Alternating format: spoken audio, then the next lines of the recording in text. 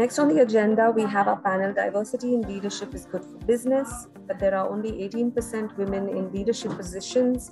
Where is corporate India going wrong? Having anything less than an equal representation of all gender fails to do justice to all employees. Therefore, holding the business back from reaching its full potential and reaping the maximum benefits. The business benefits when all employees benefit.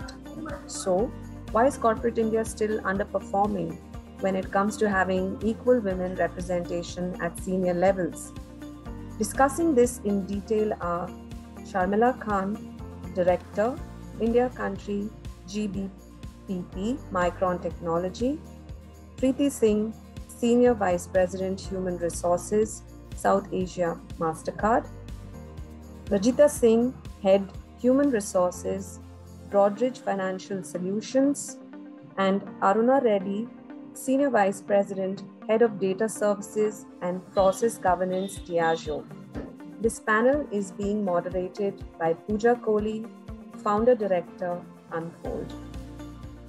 We welcome the panel. Thank you so much for joining us here, ladies. And I remind you that you can leave your questions in the Q&A session for this panel. We will take them up in the last 10 minutes of this session. All right, and very quickly moving over to our panelists. It's a pleasure, a huge pleasure to be at the Jobs for Her panel discussion, and a critical one today, which is really on leadership. And I'd sort of like to begin with setting a little context. There's been two eras that as people, in workplaces that we've been facing, right? So there's a pre-COVID era, there's a ongoing COVID era, and I'm sure there's going to be a post-COVID era. So over the last couple of, at least a decade, we have been speaking about gender participation at work, and all of you really know the business benefits, so we don't really need to go into that. But there have been certain syndromes and phenomena due to which the participation of women in leadership positions, continue to be underrepresented. We can debate the statistics and, have our own perspectives on the statistics. It's probably not just an India, phenomena just in India. It's something which is globally there. But, there have been certain syndromes. So one is, of course, the leaky pipeline that we talk about, where, women don't really sustain their careers till senior management roles. There is a point and a stage in life when, you opt out. Second, we've heard about the glass ceiling syndrome, which is really to look at, in certain careers, roles, etc., which are not considered too strategic. Women are not able to really make to senior levels of board positions. And of course, now with the pandemic, there's many more challenges which have been added to women's lives, as well as lives of course, all.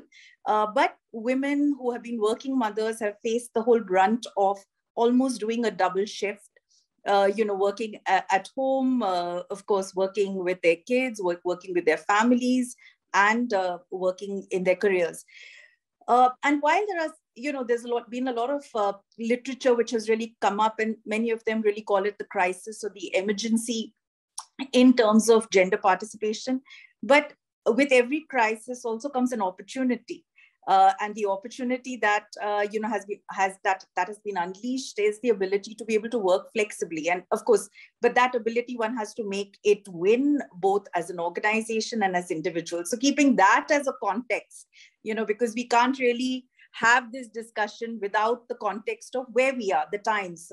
I would like to really open, the discussion with the panel.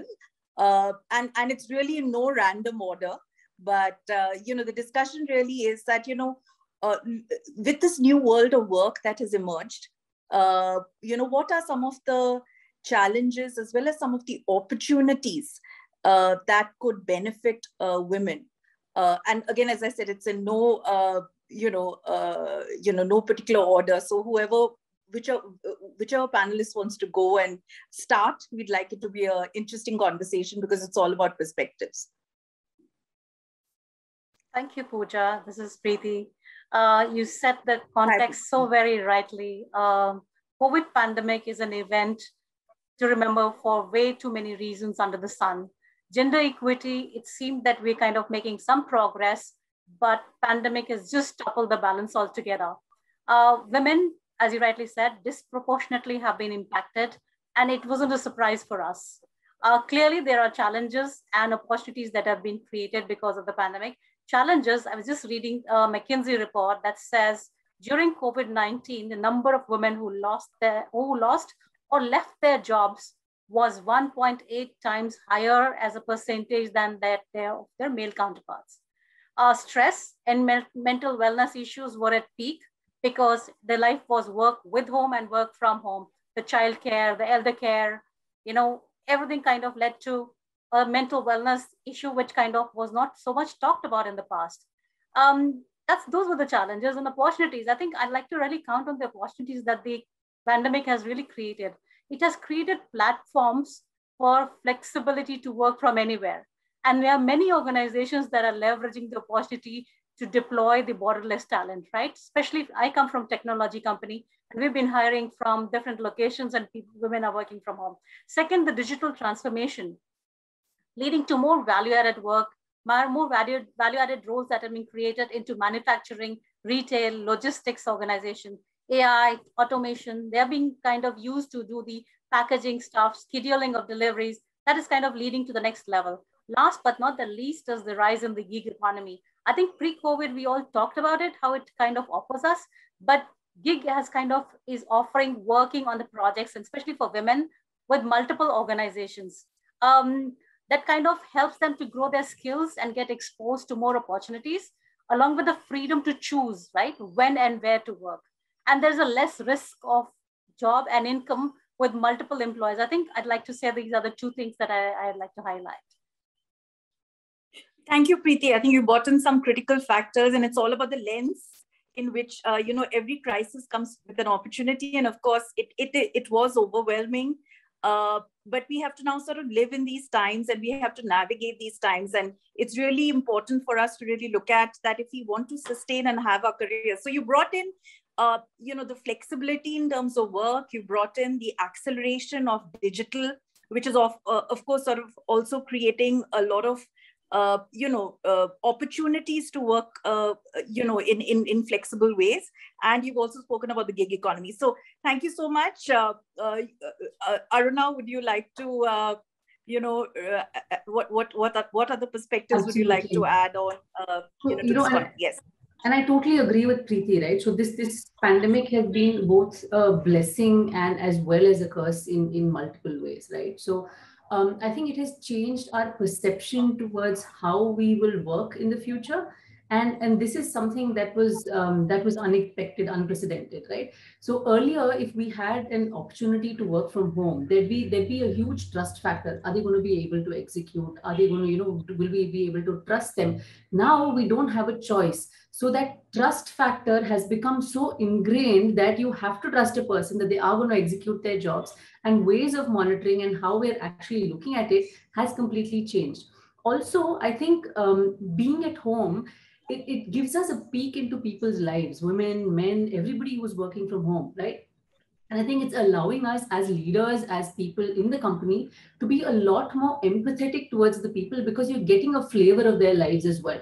So you're seeing kids running around, you see a cat crawling over, I don't know, right? So there are multiple things happening there. And I think that human touch that was possibly missing is you're getting a feel of why people struggle so much, and also especially women, right? So you're understanding why the struggle is so much more there and so much more real. And I think it's bringing to the forefront a lot of struggles that women are are facing on a daily basis. Possibly when you get to office, we're fantastic at masking a lot of things, right? So you go there and then you behave as if nothing has happened, everything is fine, you're managing everything, and everything, is fine. But I think in this situation of working from home, it's all the more visible.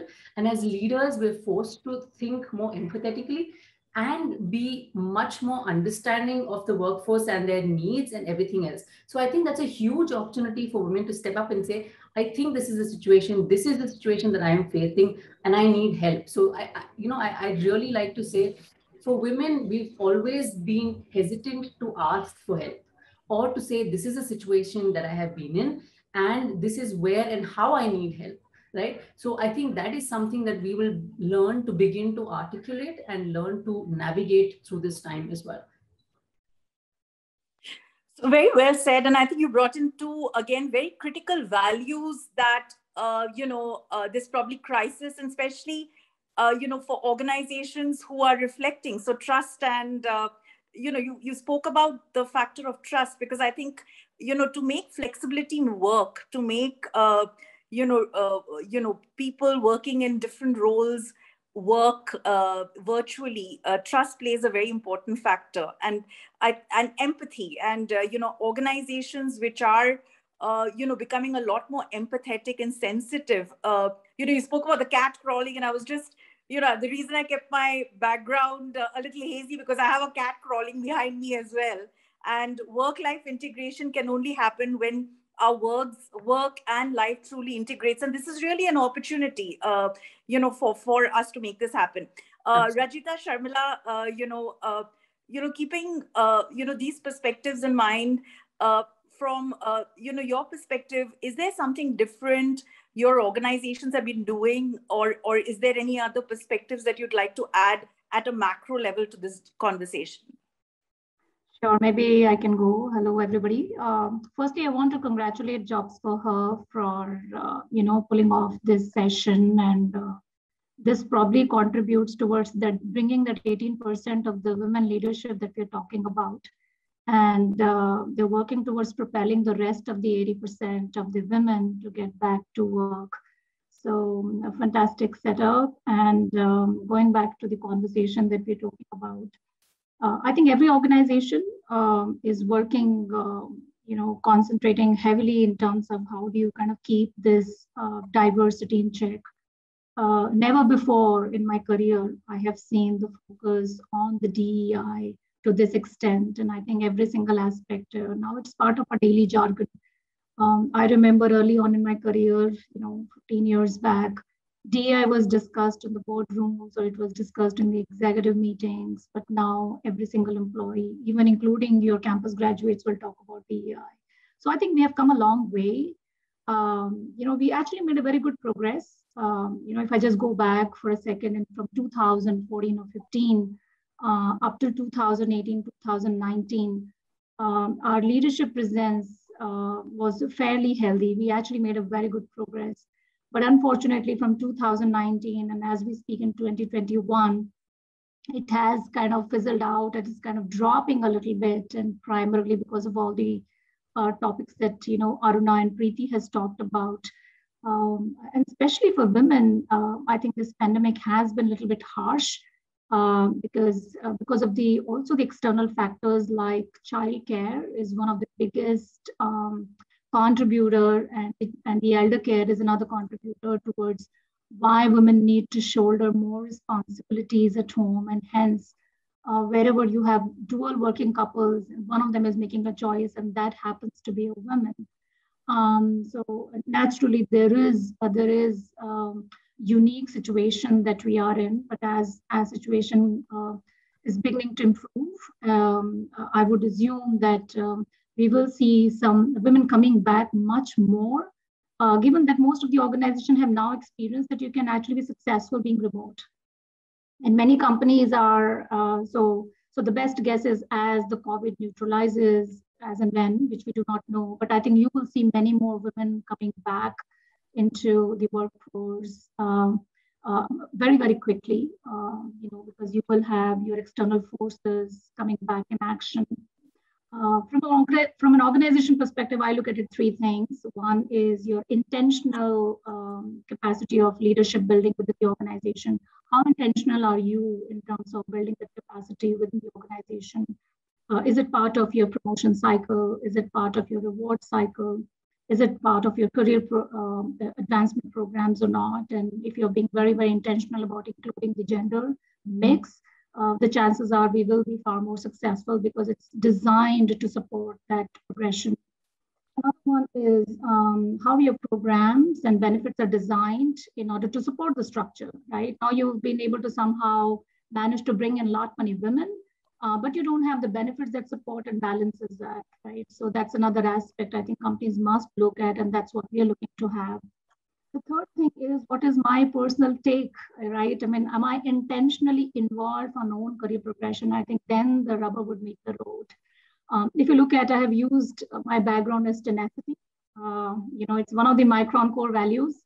And I believe that my tenacity has been tested in this COVID times. And I believe this value would definitely help, me, even as a women employee in the organization and a mother of two children, definitely would help and support me. And as much as I'm intentionally involved in my own progression. So these are the three things that I believe companies should be doing and focusing in order to make sure that we intact and keep that 20% within the organization. They must not be losing, we must not lose them out. And these 18-20% should definitely be focusing like nobody else's business to make sure that 80% gets back to business. So those are my views. Yeah. Thank you. And I think I like the word intentionality, because intentionality both from the side of the business to build trust and empathy that Aruna was talking about, and intentionally both from the side of the individual, because every career is going to go through its ups and downs, and we are also living in an environment where there are so many factors, right? So of course we talk about this, but we are now also looking at climate, how the climate changes has been creating a whole lot of dynamics for the city and infrastructure. So there will be ups and downs in terms, but how do we stay intentional and try to make it win? So thank you so much. I think that sort of really integrates the perspectives. Rajita, from your perspective and your organization's perspective, how have you sort of try to build an ecosystem to allow for this period and the challenges to really convert them into opportunities? Thanks, Pooja, and thanks everybody for already sharing quite a bit. So I think I'll possibly repeat some of it, and I also think it's a great platform that all Jobs for Her folks have joined in to figure out what we're trying to do. That said, and I also saw the chat note that we have just 10 minutes left, so I will make it really quick. I think the one thing is, while we've spoken more at an individual level and what we are trying to do from an intent, I think it's important to understand that organizations over the past 20 years and 30 years have been built in a very masculine way. So if you view an organization as a being, most of the policies, procedures, practices, systems are largely patriarchal than matriarchal. What's happened the last 2 years is that emotions are at a high, right? So you've had a lot of concepts, not just earlier, it was only emotional quotient, right? Now you have emotional agility, you have, emotional deep dives, and you have a whole lot of other things which never even existed or were not even known. So a lot of new psychologists and life coaches have come out with things like that. So to your point, what have we done from an organization standpoint? I think it's, and I'm going to give a very bad analogy, right? When you see the landslides that have happened in Uttarakhand and Himalayas, I don't think anybody did anything, it just happened, right? And then you happen to figure it out. I think that's exactly what we did. I would be lying if I said we were proactive, we knew COVID is going to come, and we had 1, 2, 3, 4 policies. That did not happen. But I think what was very important was that, we were very aware that our core principles are going to be very clear and very simple. We did not use high funda English at all. And the core principles were that we're going to support every associate who's working from home, regardless of gender. Because while women have been through a lot, honestly, men don't even know how to deal with it. So they had a lot more extreme reaction than what women had. And on the contra, we had a lot of women join us this year, and we rolled out a program called Priti, which was for, second innings for women, who are wanting to make a comeback. And we invested a lot of time, the last 1.5 years on that. It was very, very successful. And I'm not saying that it's almost done, but we continue to work on it and build on it. So that was one thing. So while we said we will support, we also said that we will empower. You can empower only once you trust, right, Aruna? And we have been talking of speed of trust for the last 14 years. So this was the time to see, everybody's, Kavi certified, to see what you did in theory, are you doing it in practice? So it was fun to see that. Obviously, there were different perspectives that came out. And lastly, I think it was more about being aware of the society and, the house setup. So providing for a lot more flexibility on that, and also allowing for family members to come forward. So these were the opportunities that were there. But I just want to call out one thing very specifically if we talk on women, okay, at an individual level.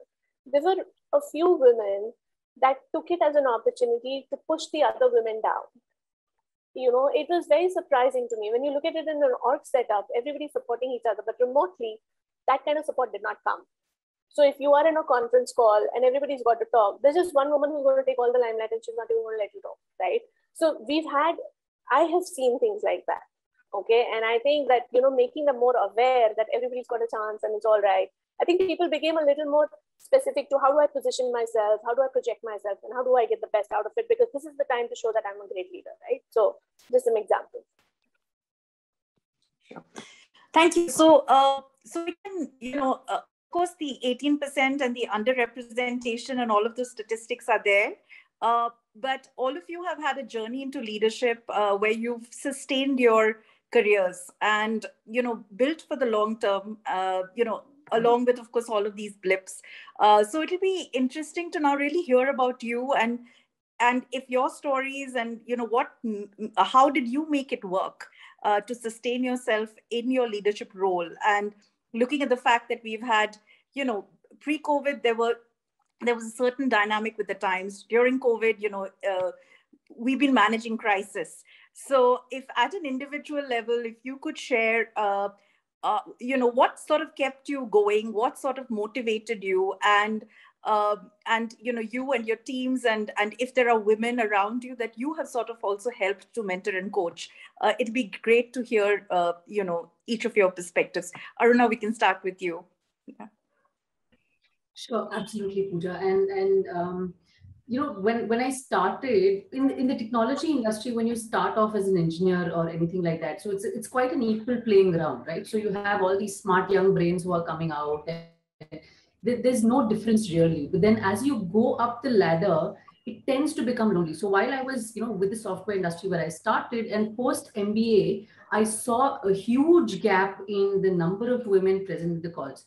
So when I first started in Schneider, I was reporting to the CTO, and I'd walk into the room with him, and people would just automatically assume that I'm his assistant, right? And not really the program manager or whatever working for him.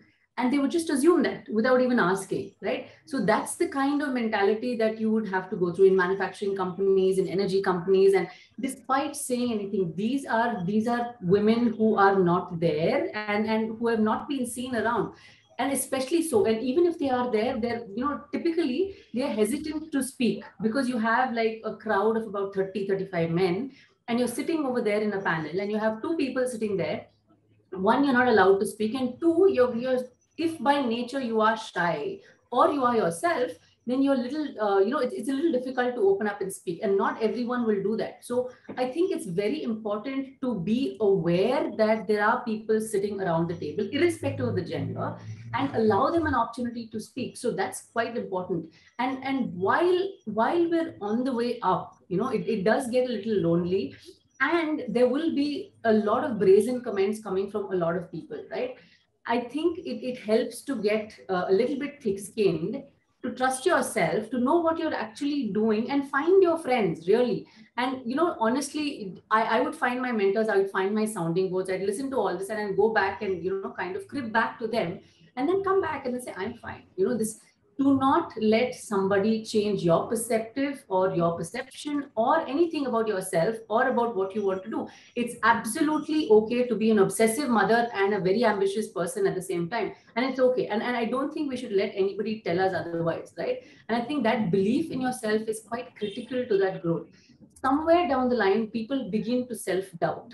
And that really is where, you begin to start to lose out in that, and you say, maybe I'm not a good mother, maybe I'm not being, okay at this, I'm not good at my job. It's okay to mess up. People make mistakes. Men do, we do, and with men, I think they're completely unapologetic about the fact that they're making mistakes. Okay, so it's a mistake, so we kind of rectify it. That is something that we have to really learn from them, pick up from where we are and go on. That intrinsic value of believing in ourselves to find that fraternity that can help us is very, very important as you move up. And I think once you have that, and I believe as you grow, as you go, and as all women know, as it takes a village to raise a child, so it takes a complete village to grow as a person professionally as well. So you need to find that network, you need to find your fraternity, you need to find people irrespective of who it is. It could be the assistant who's talking there, it could be somebody, I don't know. So I think it is very important to make those connections and to stay self-assured in at any single point of time. So I think that's quite critical to on the path to grow. And especially, and I think it's very important, sadly, Rajita mentioned this, that there's a women tend to bring down the other women, who are, and then there's no help that's extended. That's quite sad to see. And I think more than men, we should be empathetic towards them about their situation, because we understand, we've been there, we've gone through that, but still we don't want to help, right? And I think that is something that should drastically change. And I've tried my, throughout my career, this is something that I've been very vocal about, that we need to help women back. We need to help mentor them at whatever stage. So please, even if somebody is reaching out to you, even if they're feeling low and they just want to talk for 5 minutes and, kind of feel better, I think that will really help. So as women, that 18% will only move, more once we start extending our hands to them to get them on board. And I think that's something that we all have to be very critically aware of. Sure, Aruna, loud and clear. I think, your conviction has come, your own conviction for your career has come in, the conviction of your answer. Thank you so much. Priti, what would you like to add? What has helped you to sustain and build your career in the corporate space, navigating all the challenges that have perhaps come your way in this long journey? Thank you, Pooja. So I will just add to what possibly could supplement and complement to Aruna's points. I personally believe that every day is a new day. We tend to get to, as Aruna was saying, that if there wasn't a great day or you kind of failed in delivering something, you kind of have, because you're so high on your EQ, our emotive skills are so high that we kind of are too harsh on yourself. So I do believe in every day is a new day. Look at the resilience as one of my qualities that I kind of have worked on, that it's okay to fail. It's okay to be successful, but at the same time, it's important that you fail and you have learnings as well. How I've really managed to manage my own career is I do have a panel of mentors. We do a mistake of having one mentor in the organization, or we have two mentors. I have a panel of mentors. One is from business side, another is from she's a leadership coach, and she kind of mentors me. And there are like 3 more of them.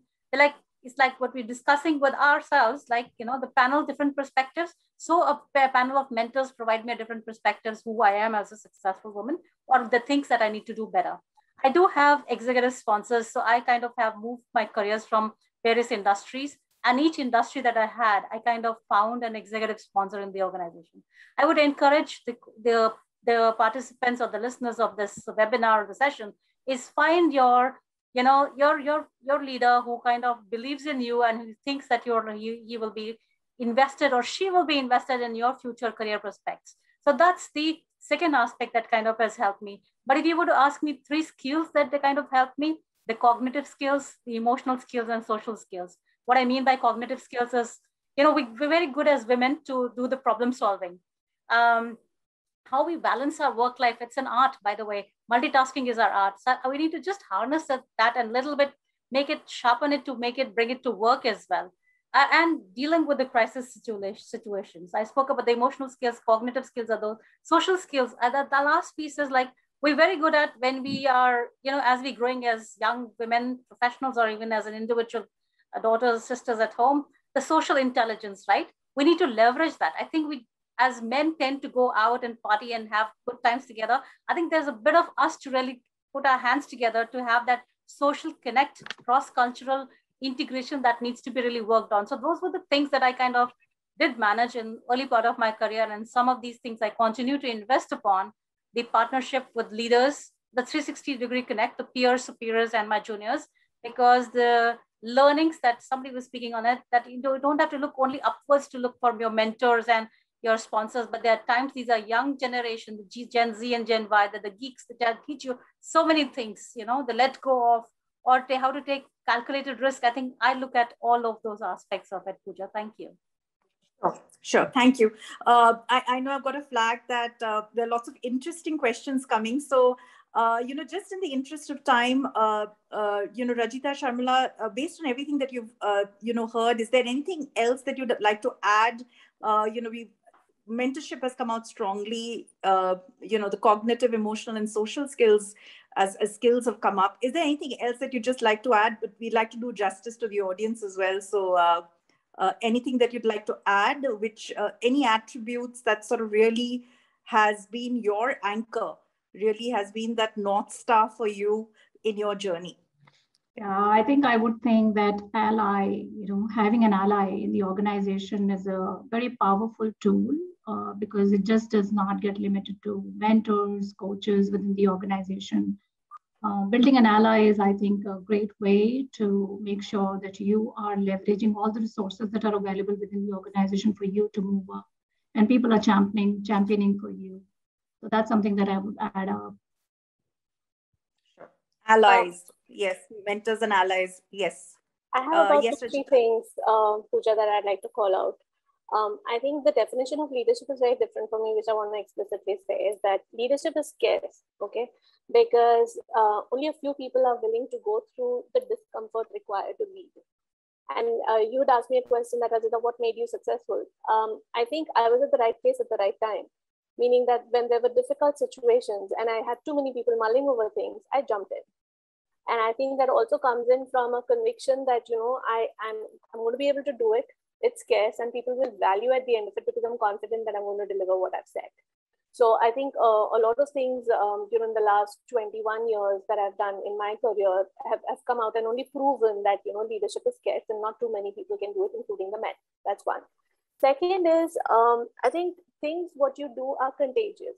So passion is contagious, right? Laughter is contagious. Smiling is contagious. Like, all of us are smiling practically. And Sharmila, I need you to smile too because I have everybody smiling. Yeah, thank you. So that just tells you that, if you have everyone, who believes in that, then the I can comes out a lot more stronger. So, that's what helped me in my career also, that I never had something that I can't. And I won't just talk about career, right? So I'm into racing as well, into car racing. I do drag races. I do drifting. I do time, speed, distance, rally, autocross, and things like that. How many women do it today? How many women want to do it today? How many want to try it, right? So I think it comes down to that. And the last thing that, I wanted to call out was there is only one way to learn. And that is only through action. That's what was quoted in The Alchemist. I just wanted to call those 3 things out for me. Sure. Great points and perspectives from, each of you. And we'd love to now really look at the audience questions. Kajal, would you like to help me? Yes, Because, when I'm into this, it's very difficult for me to navigate the questions. Would you like to facilitate that? Sure. And help us with that question? I can help you with that. So I think Tejaswini and Sangeeta's question is pretty much on the same lines, where they say, as you pointed out rightly, Aruna, I have observed women have become the deterrent for other women to move forward, especially coming from women in power. So what in your experience can help this situation? And we can have different perspectives from all of you at the table. Yeah, and I think it really starts with you, right? So right from the beginning of your career, you have to be committed that when you rise to a position in power, you will be committed. And that is where it starts. Because, irrespective of how somebody else is treating you, I think you have to be committed to make that connection, to make that effort to help a fellow human being, irrespective of gender itself in the first place, right? And I think even that little bit of extra help that everybody can do, it does not have to be a leader itself, right? So even within a team, that somebody is struggling. I think a little step up to kind of help them out will go a very long way in showing somebody what that little help can do. There is not much that you can do at a senior leadership level to actually go and tell them, no, I need you to change your perspective or I need you to step up. As many people are there who are not willing to help, I'm sure you will be able to find somebody who will be able to lend that helping hand. that takes a little bit of time looking and always making that effort to connect. I think we are very reticent in going up and speaking to people and say, you know what, I want to have a conversation with you.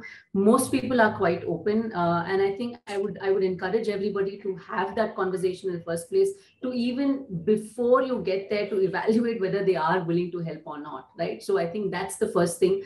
We need to lose that inhibition to go ahead and ask for that help in the first place. And then that's how it will proceed. So I think that's the first step really.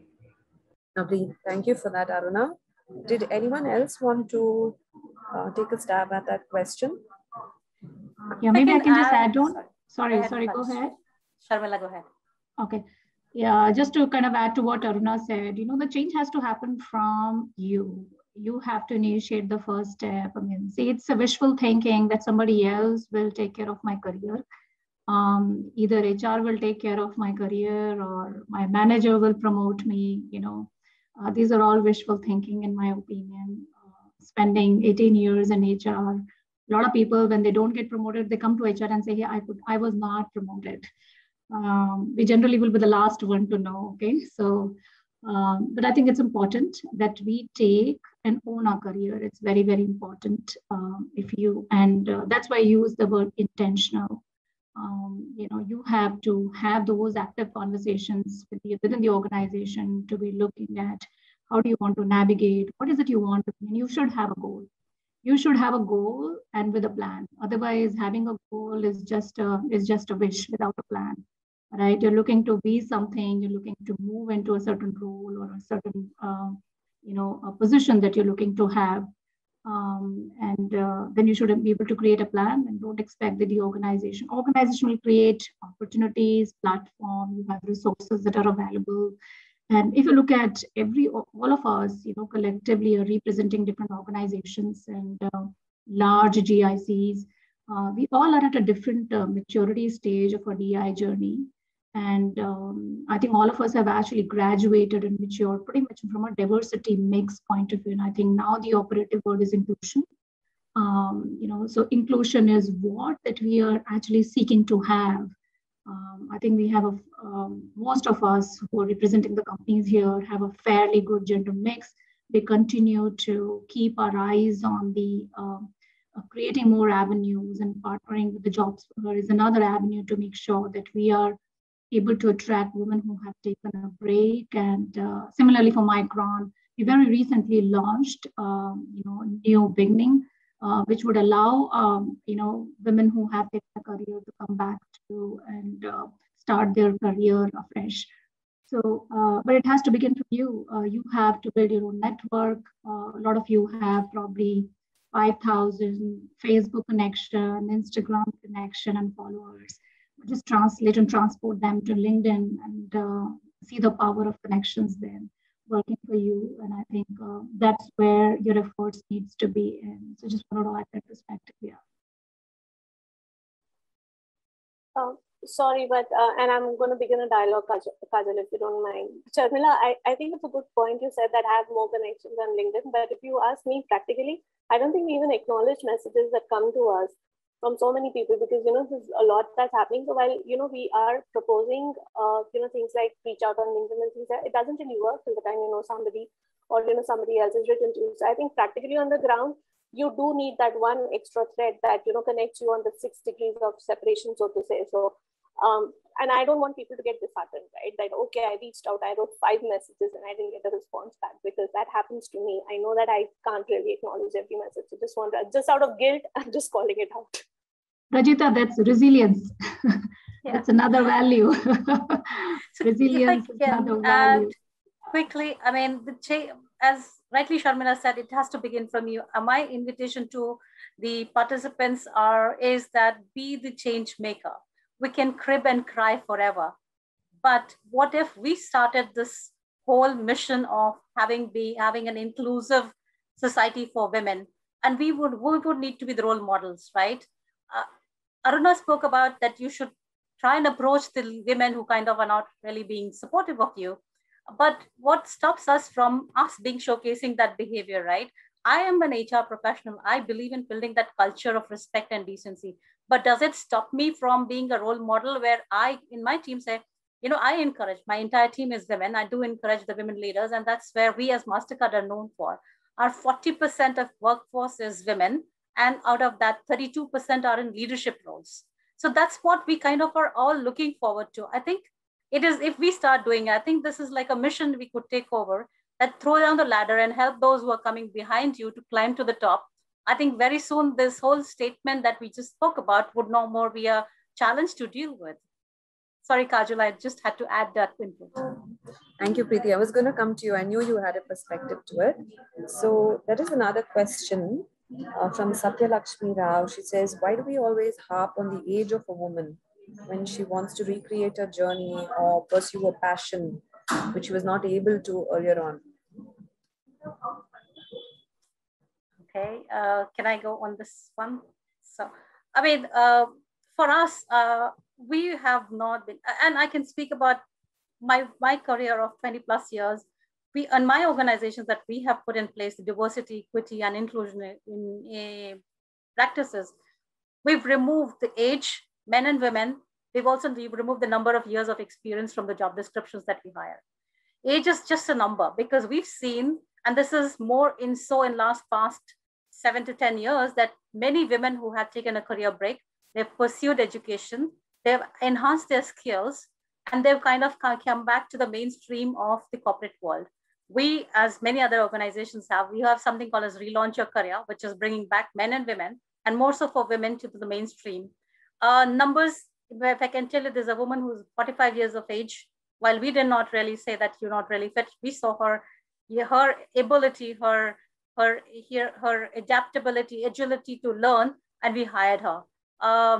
So if you still are stuck, please do apply for openings at Mastercard. We'll be more than happy to hire you. That's certainly not a constraint, and number of years of experience that you carry is not a constraint. You have the right skill set, you have the agility to learn, and you're really wanting to perform and deliver something to the wider world. Welcome to Mastercard. Thank you, Priti. Did anyone else want to take a go at that?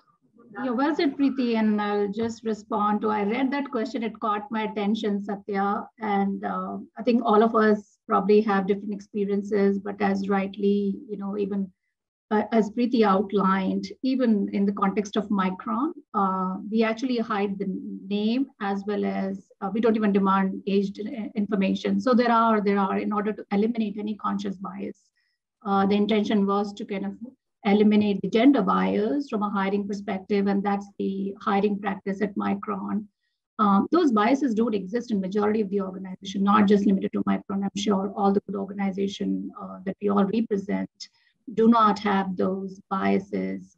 Like I said, I think from a diversity mixed point of view, most of our organizations have a very high maturity curve. Right now, the focus is on inclusion. So we don't see that, but if you experience, and I think Jobs for Her is just the right platform for you to be able to kind of identify the right company and find opportunity. But, having spent 17, 18 years in HR, we don't see age become a barrier. It's just it's our own mental barrier, but not really from an organization point of view. Thank you so much for that, Sharmila. I'd just like to add that, inclusion, yes. Inclusion is a journey between the organization and the individual. It's actually a dual journey. And, our ecosystems are evolving, having been in the field of D&I, close to about 10, 15 years now, there's been a huge shift in terms of thinking. And of course, every organization or every part of society hasn't really evolved at the same rate or pace, but then there are bubbles out there, and really based on your own value system and how you are evolving your career, you need to just find, that right space. It's not a perfect world. And I think, we were discussing even during the meeting that we had prior to this, that this is not just an issue in India, it's, it's across the globe, but it's an evolution that is happening. And just as the way, as an individual, you need to be intentional about your career and have that passions, a skill purpose plan. We've been hearing this in various combinations too. It's also the organizations are also evolving their thinking and practices to be able to build the right ecosystem. So again, I'm everything is not a success and everything is not a failure. And it's a journey between the ecosystem, the organization, and the individual. And I think we're on the right direction. And if you have the right intention, you will be able to find that organization as well, which has the, that right intention to be able to build, have you build your career. Yeah. Thank you. Thanks, Pooja. I was just thinking, Pooja, you are moderator, but feel free to share your insights as well. All right. So we have one question from Tanuja. She says, I have two friends who have discontinued their careers to take care of children, but they are struggling to restart as their spouses are not supporting of them. How can they overcome this hurdle and spring back to work? Sorry, is that the question, that how their spouses are not supporting, or the organization? Yes, their spouses are not supporting and they're finding it difficult to restart. So how do they overcome this and find their way to a restart? All right. Okay. Maybe I'll just give it a shot, and others should definitely be able to add in more. I think all of us negotiate throughout our life, right? Earlier we negotiated with parents, and then with brother, then spouse gets added, then comes children, then in-laws, many variables to negotiate. I think having to have, a plan that, that you want to do it. I think it requires that, that's where the power of communication will overplay. If you can have those conversations, have a clear plan, and how do you want to navigate, what would happen, who will balance the home responsibilities, etc. There is no direct answer to this question. At least I do not have one, honestly. But it's not that everything has been so, has been served to me in my personal, career journey. And if you look at, and one analogy I always look at is, we all kind of grew up thinking hard work will pay you, right? And hard work will pay you well, and it will make you successful. But some people have to work much more harder than others in order to get to where you are. It's not that everybody's working hard, but some people, and that's where the diversity comes in, right? I mean, women needs to work double the time. If you're a single parent, you have to work double the time. And if you're a person with disability, you have different challenges altogether. If you are a community of LGBTQ, you have different challenges altogether. So those people have to work double the time in order to get to where they are right now. And I think it's the similar thing, similar philosophy, where you just need to kind of have those conversations with your family members and the right set of people to make sure that you're creating your support system when you're away to work. And from an organization point of view, I can tell you, in my last 18 years of experience, never before I have seen the organization have created such an inclusive environment for women to be able to not only just kickstart their career, but also kind of accelerate their career. And that's the reason all of us are speaking here. And absolutely a good time, and especially some companies who are looking to have partial remote work. Some are like having to have flexibility. I think no other time could be a better time than now, where you have opportunities even to do remote 100%, and some roles and jobs would allow you to do so. So I think it's a good time to have the conversation. Yeah, absolutely. Couldn't agree more, Sharmila. We do have two women who have asked the same question about how does one find a mentor? Probably what would the traits be you look out for a mentor, or even your way to finding a mentor? So I'll take that, Kajal, if it's okay. I think it's primarily about, your chemistry with the mentor. I think it's not about, people say we'll do a mentor-mentee match, so many people volunteered, I'll do this. We have a concept of reverse mentoring as well. And in that, everybody's sitting like back at their desks and, okay, this is the match. That's not how matches are done. This is not astrology, right?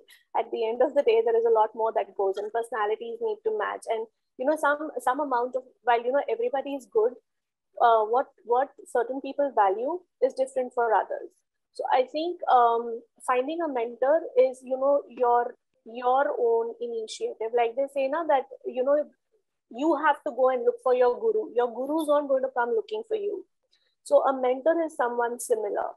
And once you have established, and of course, a mentor doesn't sign up just like that.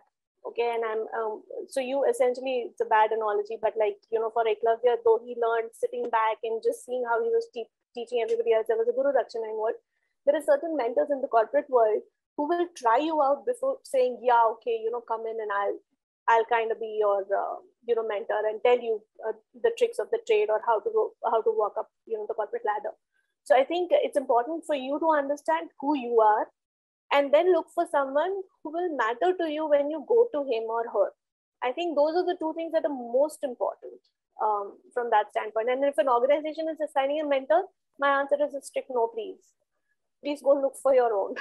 And it doesn't have to be limited to your I'm going to reiterate that, because I have very similar views that, some organizations would be able to create those constructs of having formal mentorship programs, etc., because every organization is in its journey. But as an individual, you are best, you know yourself best as to what kind of mentorship do you need and what are you struggling with. And the best form of identifying mentors is when you are able to, understand, have that sense of clarity as to what do you need. And then, around you, you could even have some highly skilled friends or people that you've met who you think can be your mentor. I mean, so many of my mentors have actually come from not formal constructs, but, people that you've met and you sort of realize that they have something which, which you can bounce off and they can add a lot of value to you.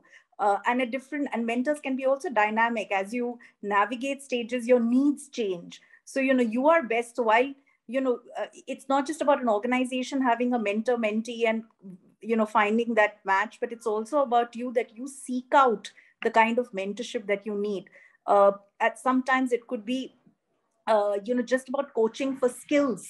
Priti spoke about, the set of skills. So it may be as tactical as looking at help for skills, and the other, it is to really navigate your career, or to have, in the tricky conversation one lady asked about, from a personal life as to how to navigate your spouse. So you may reach out to those who you think have successfully done that, and could maybe through their stories you learn.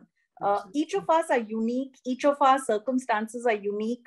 And they are complex. So, the best mentors are when you identify and spot them anywhere. It doesn't have to be in the corporate space. You can actually find your bouncing board even in your personal space.